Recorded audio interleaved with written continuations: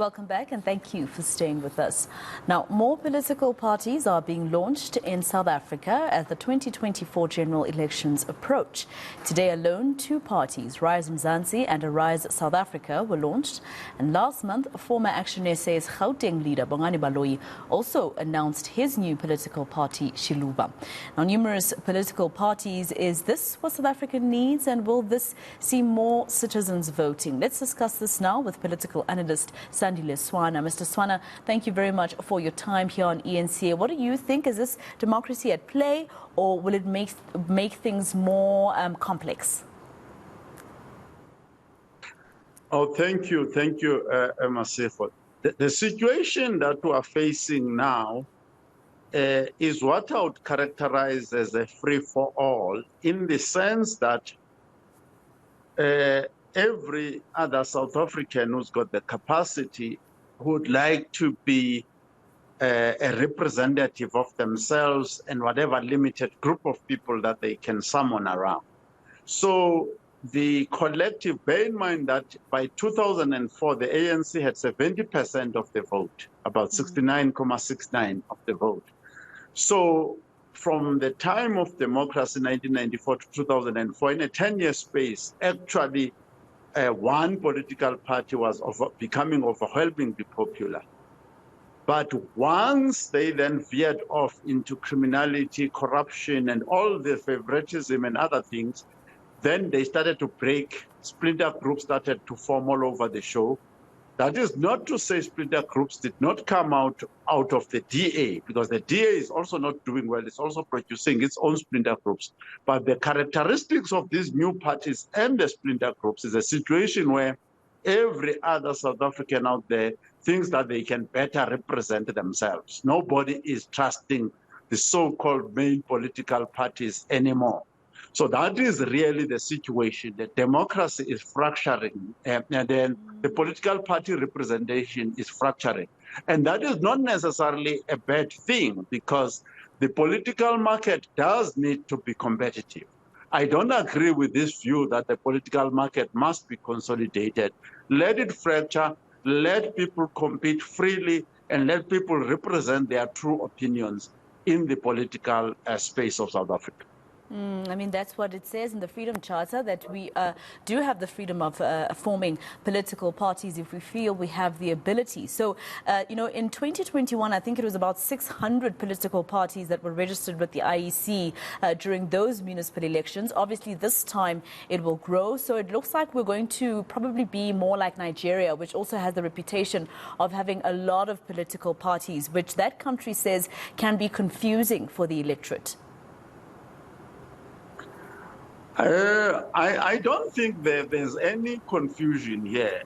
I think that the difficulty that we are facing is that, you know, since 2009, or if you like 2007, depending where you want to start your history, we've just had declining performance of the state. And when you read, I mean, some of these, I mean, these are permutations of the same things: Arise, Mzansi, Mzansi, this, that, and the other, South Africa, Arise, this, that, and the other thing. But the bottom line of it is basically saying, guys, let's have the lights back on, electricity must come back, the water must come back, jobs must come back. The mess that has been made by the ANC and the criminal syndicates that are associated with it, and the billionaires that keep sponsoring the ANC and certain factions of the ANC, including sponsoring the breakaway groups, the likes of Gauteng, Mackenzie, and so on and so forth. I mean, the whole thing is like that, but I do not think there's any confusion. The loyalists of the liberation movement will continue to vote for the liberation movement. But those who believe that the ANC has run its course, we need to give another coalition now. It's also clear that we're going to have a coalition to bring back the lights, to bring back proper schooling, to bring back proper hospitals and so on. There is nothing confusing here. A person knows where they stand. There are some ideological. Most of these parties that were launched now recently are versions, maybe black versions of the DA, actually.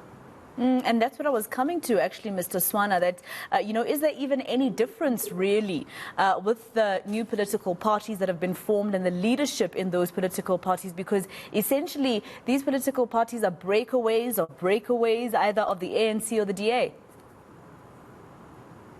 Yes, the important thing here that has been lacking all over Africa is that for the past 60 to 70 years, you've never ideologically had a clear and credible voice of black liberals. And in fact, in South Africa, liberals, Steenhuisen made the point that they could not even get above 1.7%. Over since 1948. They just could not get anywhere.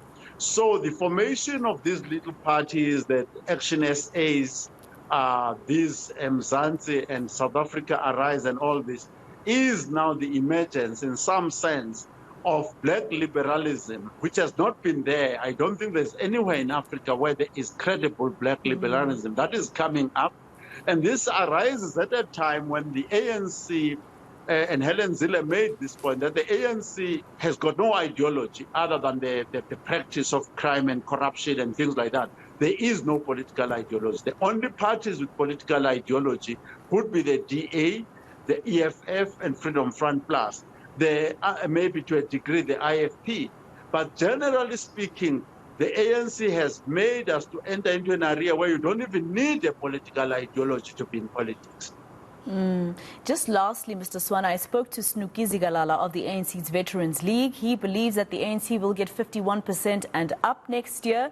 They do, of course, have about 12 to 18 months only to actually fix things that they haven't been able to fix in the last 10 years. And with all these political parties that are forming, the opposition that was there, voicing out that their mandate is to try and unseat the ANC, do you think Zigalala's, belief is even a possibility for the ANC come next year?